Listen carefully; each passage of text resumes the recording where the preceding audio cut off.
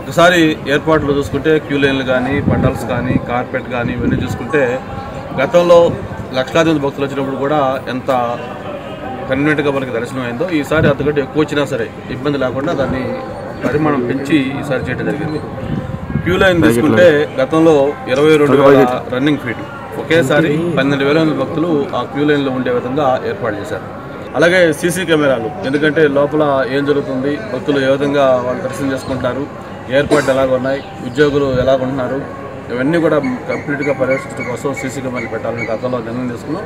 దాంతోపాటు ఈ చందనోత్సవం అనేది మనకు ఒక పెద్ద కార్యక్రమం.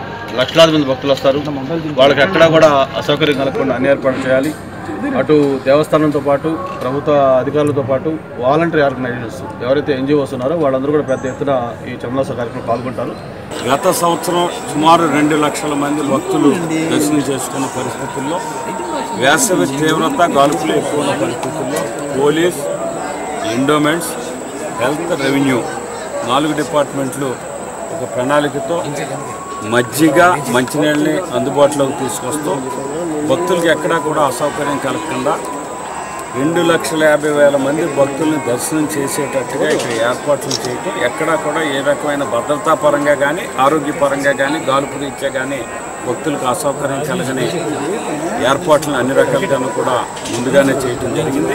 సాధారణ భక్తులకి ఆటంకం కలగకుండా గవర్నర్ కానీ మిగిలిన మంత్రులు కానీ ఎవరు వచ్చినా సాధారణ భక్తులు క్యూ ఆపనే పరిస్థితిలో నిరంతరాయంగా దర్శనం జరిగే ఏర్పాటుని చేయటం జరిగింది.